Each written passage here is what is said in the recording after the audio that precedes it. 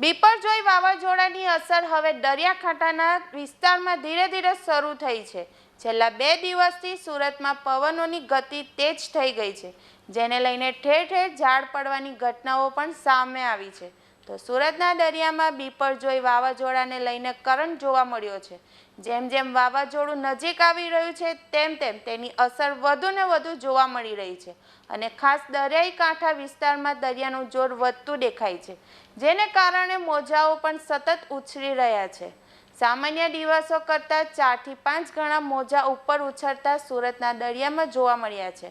મહાનગરપાલિકા દ્વારા પણ તકેદારીના ભાગરૂપે આગોતરું આયોજન પણ કરી દીધું છે। એસએમસી પાસે કુલ 32 જેટલી હોડી અને 600 લાઈફ જેકેટ છે। ઉપરાંત લોકોને તકેદારી રાખવા માટે સૂચના અપાઈ છે।